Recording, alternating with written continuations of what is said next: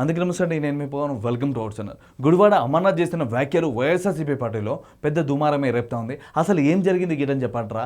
ఈ video last వరకు చూస్తే మీకే అర్థమవుతుంది. ఆ రోజున వైఎస్ఆర్సీపీ పార్టీ అధికారంలో ఉన్నప్పుడు ఐటీ మినిస్టర్గా ఉన్న మన గుడివాడ అమర్నాథ్ దావోస్కి వెళ్ళి పెట్టుబడులు తీసుకురండి గిట్లని చెప్పంటే, దావోస్లో ఇప్పుడు మస్తు చెల్లు ఉంటుంది, 3 రోజులకు ఒకసారి స్నానం చేయాలి, నేను ఆడికి వెళ్ళను గిట్లని చెప్పి ఆ రోజున మాట్లాడడం జరిగింది. అయితే ఆ రోజు నేనేం మాట్లాడలేదు గిట్లని చెప్పి గుడివాడ అమర్నాథ్ గారు ఛాలెంజ్ చేయడం జరిగింది. సో నేను మాట్లాడినట్టు ఎవరైనా ప్రూవ్ చేస్తే నేను రాజకీయాలకు వెళ్ళి తప్పేస్తాను, ఇదే నా లాస్ట్ రోజు గిట్టని చెప్పి ఈ గుడివాడ అమర్నాథ్ గారు చెప్పడం జరిగింది. అయితే రీసెంట్గా దావోస్లో నారా లోకేష్ గారు కూడా మాట్లాడడం జరిగింది. పాత ఐటీ మినిస్టర్ దావోస్కి వచ్చి పెట్టుబడులు తీసుకురావాలి అంటే అక్కడ చెలొస్తుంది, స్నానం చేయాలి గిట్టని చెప్పి మాట్లాడాడని చెప్పి మాట్లాడితే దానికి కౌంటర్గా మన గుడివాడ అమర్నాథ్ గారు ప్రెస్ మీట్ పెట్టి ఛాలెంజ్ చేశారు. లోకేష్ గారు, నేను అలా మాట్లాడినట్టు మీరు చూపిస్తే రాజకీయాలకు వెళ్ళి తప్పిపోతాను గిట్లని చెప్పి మాట్లాడడం జరిగింది. ఒకసారి అసలు ఏం మాట్లాడాను ఏంది కదా గిట్లని చెప్పి ఈ వీడియోలో చూద్దాం, ఆ తర్వాత మళ్ళీ మనం మాట్లాడుకుందాం. దావోస్లో చలిగా ఉంటావు కాబట్టి మేము వెళ్ళలేదు అనేటువంటి మాట చెప్పినట్టుగా ఒక తప్పుడు ప్రచారాన్ని చూస్తున్న ప్రజలారా మీరే కామెంట్ చేయాలా, ఎవరు వాస్తవాలు మాట్లాడుతూ ఉన్నారో ఎవరు అవాస్తవాలు మాట్లాడుతూ ఉన్నారో ఈ వీడియో చూసి మీరందరూ కామెంట్ చేయాలా. ఇప్పుడు ఈ గుడివాడ అమర్నాథ్ మాట్లాడుతున్న మాటలు అందరూ అబ్జర్వ్ చేయండి. లాస్ట్లో ఒక క్లిప్ చూపిస్తాను, ఆ తర్వాత మీరే కామెంట్ చేయండి. మీకు నచ్చినట్టు కామెంట్ చేయండి. ఈ గుడివాడ అమర్నాథ్ మాట్లాడిన మాటలు వాస్తవాలా లేకుంటే నేను చూపిస్తున్న మాటలు వాస్తవాలా గిట్టని చెప్పి మీరే కామెంట్ చేయండి. భజన బృందం అంతా కూడా చేయడం మొదలుపెట్టింది. సరే, లోకేష్ గారి భజన బృందాలు మీ గురించి తప్పుగా మాట్లాడుతూ ఉన్నారు గిట్లని చెప్పి మీరు అంటా ఉన్నారు. కానీ మీరేం మాట్లాడారో ఒకసారి మీకు చూపిస్తాను.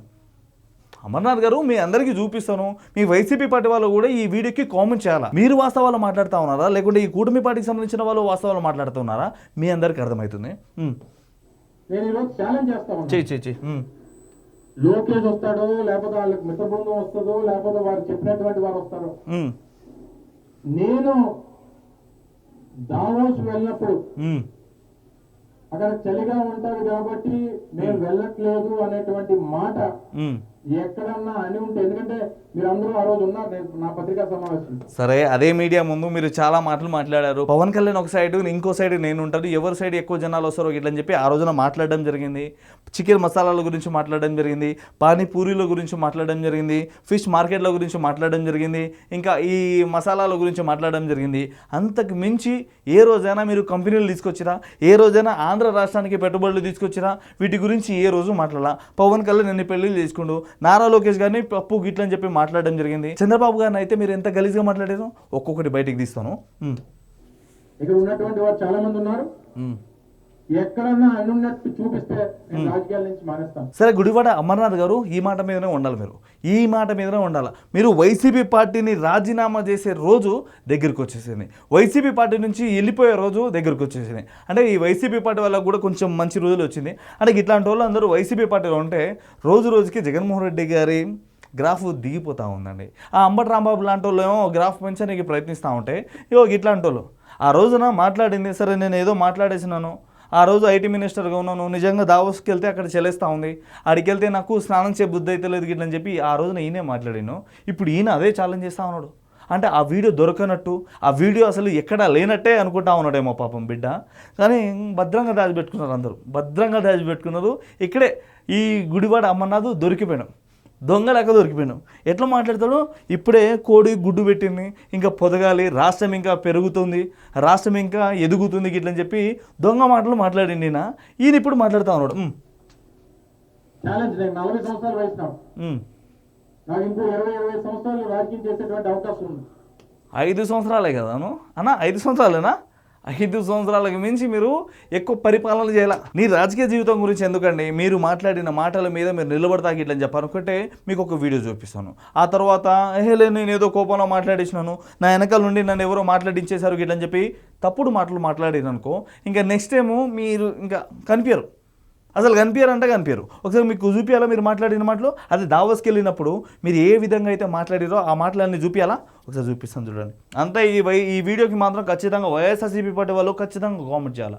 ఎందుకంటే ఈ గుడివాడ అమర్నాథ్ మాట్లాడిన మాటలు ఏ విధంగా ఉన్నాయో, ఇప్పుడు ఏ విధంగా మాట్లాడుతూ ఉన్నాడో మీ అందరికీ క్లారిటీగా వస్తుంది. ఈ రోజు నా లాస్ట్ డే రాజకీయాల్లో. ఇదో ఇప్పుడు అన్నాడు కదా, ఇప్పుడు చూడండి. సహజంగా ఈ సందర్భంలో అంటే ఈ సమయంలో దావోస్ లో -5, -10 డిగ్రీలు నడుస్తూ ఉంటుంది టెంపరేచర్, విపరీతమైన చలి ఉంటుంది. సహజంగా అందరికీ అదే ఉంటుంది కదా. ఎన్నోళ్ళు దాదాపు 2,500 నుంచి 3,000 మంది ఇక్కడ దొరికిపోయిండు దొంగ, రెడ్ అన్నాడు దొరికిపోయాడు. గుడివాడ అమర్నాథ్ గారు ఈ వీడియో చూసాక ఏం మాట్లాడతారో ఇంకా మీరే అనుకోవాలా. సరే, వైసీపీ పార్టీ నుంచి ఏ రోజున రాజీనామా చేస్తా ఉన్నారో ఆ రోజున మమ్మల్ని అందరినీ పిలిస్తే మేము ఆడికి వచ్చి వీడియో తీసుకుంటాము. అంటే నెక్స్ట్ టైం ఏం మాట్లాడుతూ ఉన్నారు, ఏంది తగ్గిట్లని చెప్పి అక్కడ తెలుసుకుంటాము. అంటే మీరు వైసీపీ ప్రభుత్వం అధికారంలో ఉన్నప్పుడు విచ్చలబడి పనులు చేసి అదంతా పక్కన పెట్టేస్తే ఇప్పుడు చేసిన పనులను కూడా ఒప్పుకోవట్లేదు మీరు. ఆ రోజున నేను ఏం మాట్లాడలేదు, ఇది ఎవరైనా ప్రూవ్ చేస్తే అంటే లోకేష్ గారికి ఛాలెంజ్ చేస్తూ ఉన్నారు. లోకేష్ గారికి ఛాలెంజ్ చేస్తూ ఉన్నారు. ఒకటి, లోకేష్ గారు ఏ రోజు మీకులాగా కోడి గుడ్ల గురించి, మసాలాల గురించి, పానీపూరీల గురించి, ఫిష్ మార్కెట్ల గురించి ఏ రోజు మాట్లాడతలా. వెళ్తా ఉన్నాడు, కంపెనీలు తీసుకొచ్చి ఆంధ్ర రాష్ట్రంలో పెట్టిస్తూ ఉన్నాడు, పెట్టుబడులు తీసుకొస్తా ఉన్నాడు. ఏ రోజైనా మీరు ఏమైనా చేయాలా? కాకపోతే దావోస్కి వెళ్తే అక్కడ చెలొస్తుంది, 3 రోజులు 4 రోజులు స్నానం చేయరు గిట్లని చెప్పి వేస్ట్ మాటలు మాట్లాడుతూ ఉంటారు, వేస్ట్ మాటలు. ఇప్పుడు ఈయన ఏ రోజు వైసీపీ పార్టీ నుంచి రాజీనామా చేస్తాడో, లేకుంటే ఆ వైసీపీ పార్టీ వాళ్ళు ఈయనని ఏ రోజు పార్టీల నుంచి పీకేస్తారో వేచి చూడాల్సి వస్తుంది. ప్రతినిధులు ఉంటారు. ఒక సందర్భంలో అయితే ఇప్పుడు మా ఫైనాన్స్ సెక్రటరీగా ఉన్నటువంటి రావత్ గారు అక్కడ ఆ స్నో ఉన్న దాంట్లో కాలు జారి కాలు కూడా ఫ్రాక్చర్ అయ్యి దాదాపు 40-45 రోజులు అక్కడ ట్రీట్మెంట్ చేసి గిట్లుంది ఈ వైఎస్ఆర్సీపీ పార్టీ వాళ్ళ మాటలు. ఎవరు అంటే ఎవరు పేరేంటి సెక్రటరీగా ఉన్నటువంటి రావత్ గారు స్లో నుంచి కింద పడితే 45 రోజులు దావోస్లో ఉన్నారంట. అరే ఏం మాట్లాడుతూ ఉన్నారు అయ్యా మీరు?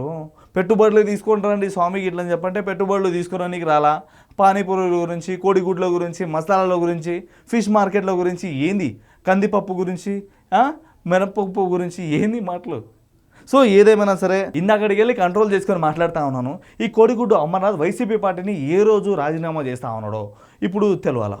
ఎందుకంటే ఇప్పుడు నేను ప్రూవ్ చేసినాను కదా, ఇప్పుడు లోకేష్ గారు చేయాల్సిన అవసరంలా ఇప్పుడు నేను చేసినాను.